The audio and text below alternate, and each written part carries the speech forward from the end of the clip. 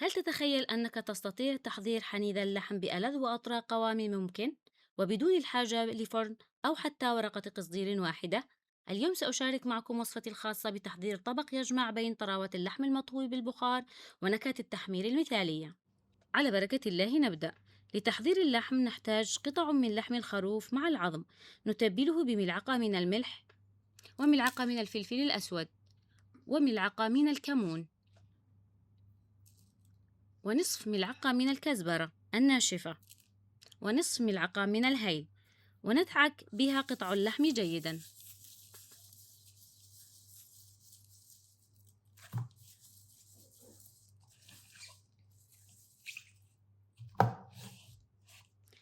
نحتاج الآن إلى قدر ضغط وشبك ذو قوائم طويلة أو قصيرة المتوفر لديكم. نضع مقدار كوب أي ارتفاع عقلة إصبع من قاع الوعاء حتى لا يصل الماء إلى اللحم.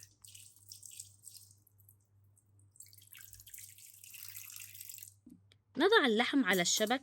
نحتاج أيضا حبتان من البطاطا المقطعة،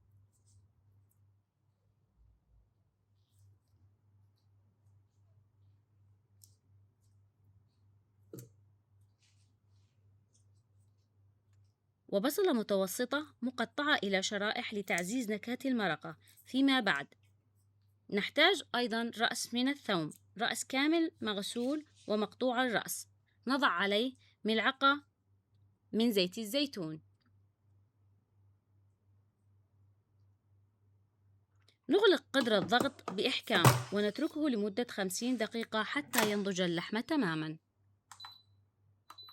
نقوم بنقع نصف كوب من اللوز بماء ساخن لمدة من 5 إلى 10 دقائق حتى نتخلص من القشور بسهولة.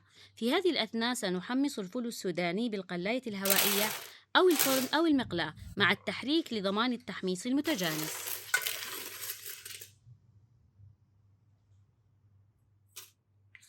نقوم الآن بتقشير اللوز بسهولة.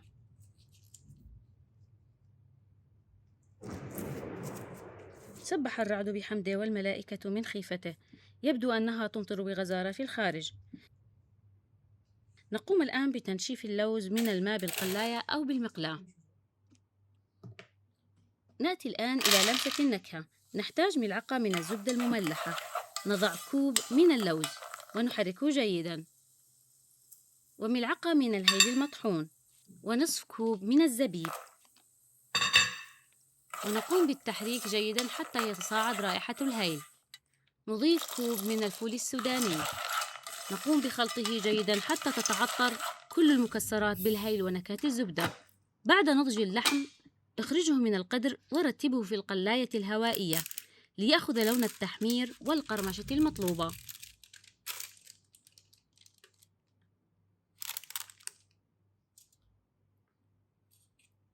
نضع ملعقة من زيت الزيتون على رأس الثوم. أصبح اللحم جاهزا الآن. نستخدم المرق الغني بخلاصة اللحم والنكهات لسلق الأرز. نحتاج كوبين من أرز المزة البسمتي أو الأرز البسمتي العادي المغسول جيدا من غير نقع. نحتاج إلى بهارات صحيحة من الهيل والقرفة وورق الغار واللومي وملعقة من الملح.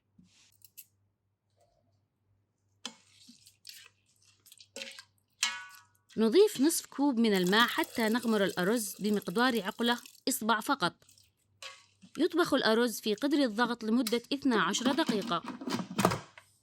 سنجهز الصوص المجروش يدويا. في هذه الأثناء نحتاج إلى 3 حبات من الطماطم و4 فصوص من الثوم و3 قرون من الفلفل الحار وحفنة من الكزبرة الخضراء وحفنة من أوراق النعناع تضيف انتعاشا رائعا.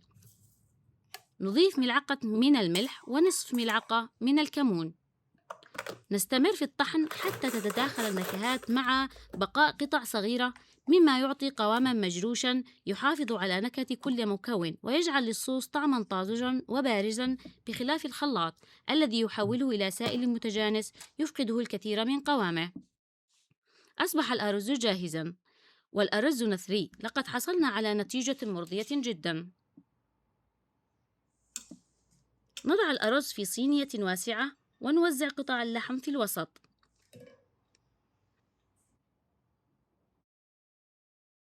سأشارك معكم الأطباق الجانبية الحلوة والحادقة التي تقدم مع هكذا أطباق في الفيديوهات القادمة بإذن الله. ثم ننثر المكسرات والزبيب بالحواف. يقدم الصوص بجانب الأرز ليضيف انتعاشا وحرارة متوازنة تكسر دسامة اللحم وتكمل نكهة الأرز. ويمكن أيضا تقديم مخلل الليمون اليمني العشار بجانب اللحم. ستجد طريقته على القناة. أرجو أن تكون طريقتي قد نالت رضاكم وأن تكون إضافة جميلة لمطبخكم. يسعدني جدا قراءة آرائكم وتجاربكم في التعليقات. لا تنسوا دعم الفيديو بالاشتراك وضغط زر الجرس ليصلكم كل جديد. في أمان الله.